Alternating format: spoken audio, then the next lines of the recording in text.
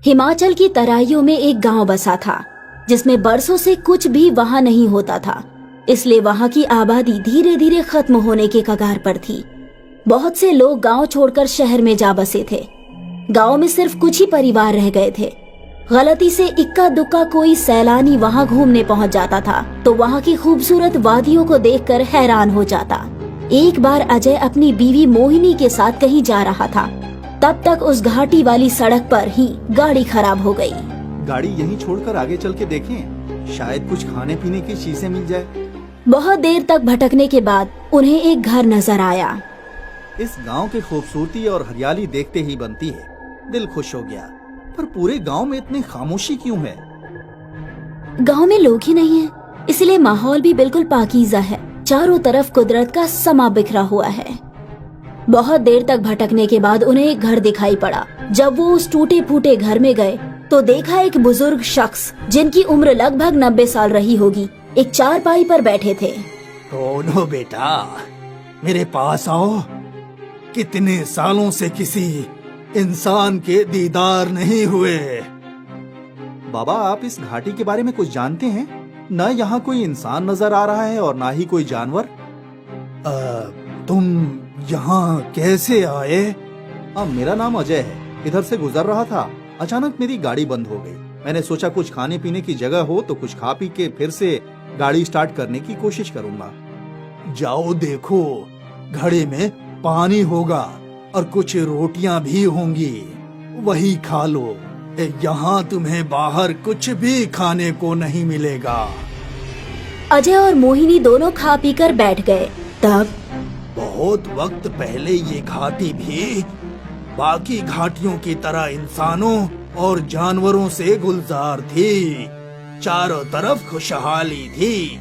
लोग खेती के अलावा अपना अपना कारोबार भी करते थे। एक बार एक माहीगीर पास की नदी में मछली पकड़ने आया। वहाँ नदी के किनारे एक खूबसूरत मछली तड़प रही थी। उसने जैसे ही मछली को हाथ लगाने के लिए हाथ बढ़ाया, वो मछली एक लड़की की जबान में बोली, मुझे तभी हाथ लगाना जब मुझसे निकाह करो।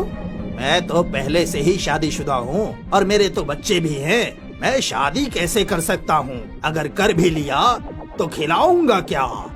साधारण मछली ही तो है, शादी कर भी लूँ तो किसी को क्या फर्क पड़ेगा? यही सोचकर उसने मछली को उठा लिया। उसे उठाते ही वो एक खूबसूरत जलपरी के रूप में तब्दील हो गई। ये देखकर वो परेशान हो गया और तुम मछली से लड़की में कैसे तब्दील हो गई? पहले तुम्हें मुझसे शादी करनी होगी, वरना मैं इस नदी में कूदकर अपनी जान दे दूंगी, जिसका नतीजा तुम्हारे पूरे गांव को भुगतना पड़ेगा। मेरी बात तो सुनो, मैं पहले से ही शादीशुदा हूँ, मेरे 2 बच्चे भी हैं। मैं तुम्हें घर ले चलता हूँ। वहाँ गांव की पंचायत ही ये फैसला ले सकती है कि मैं दूसरी शादी कर सकता हूँ या नहीं। तुमने मुझे हाथ क्यों लगाया, जबकि मैंने तुमसे पहले ही कहा था कि निकाह करनी है तभी हाथ लगाना। तुम अपनी पहली बीवी के रहते दूसरी शादी नहीं कर सकते। इतना सुनते ही अचानक वो जलपरी एक खौफनाक चुड़ैल में बदल गई। इस झूठे गांव में अब कोई निकाह नहीं होगा, ये घाटी तबाह हो जाएगी। चुड़ैल की ये कहते ही अचानक बिजली चमकी और वो आसमान में उड़ गई। किसी को कुछ भी समझ में नहीं आया। तरीका तो है, पर बहुत मुश्किल है। क्या तरीका बताया था उसने? उसके लिए किसी को घने जंगलों में जाकर वहाँ बने एक जखीराए आब में रहने वाली सभी मछलियों को पूरा 1 साल तक आटे की गोलियां खिलानी होगी। 1 साल पूरा होने पर वही चुड़ैल आएगी, तभी इस घाटी को लानत से आजादी मिल पाएगी। कभी किसी ने कोशिश नहीं की? हर साल इस घाटी से कोई ना कोई वहाँ जाता है, पर 1 साल पूरा होने से पहले ही लौट आता है। इस बार एक महात्मा जी आए थे और उन्होंने कहा था कि मैं आप सबको इस बात का यकीन दिलाता हूँ कि मैं इस गांव को लानत से निजात दिलवाकर ही छोड़ूंगा। उस बात को भी 1 साल हो गया, उनका वक्त भी पूरा हो गया है। देखो, ऊपर वाले ने चाहा तो हमारा गांव भी पहले की तरह फिर से गुलजार हो जाएगा। अभी लोग वहाँ बैठे ही थे। ऐसा लगा जैसे बहुत से लोगों की आवाजें आ रही हैं। अजय बाहर गया तो देखा एक महात्मा जी रथ पर बैठकर आ रहे थे और उनके पीछे पीछे पूरा हुजूम था। सब लोग महात्मा जी की जय जयकार का नारा लगा रहे थे, जो कि आस पड़ोस के घाटी के लोग थे। मुझे भी तनिक सहारा देकर बाहर तक ले चलो। आज लगता है हमारी घाटी को उस चुड़ैल जलपरी के लानत से निजात मिल गई है।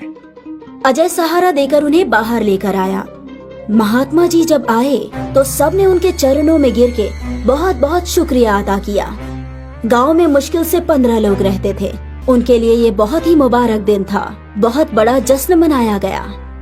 हमारी खुशकिस्मती है कि मैं और मेरी बीवी इस तारीखी वाकया के गवाह बने। कुछ महीनों बाद अजय दोबारा उस घाटी वाले गांव में गया तो वहाँ जो लोग बरसों से बाहर चले गए थे वो भी अपने गांव वापस आ गए थे।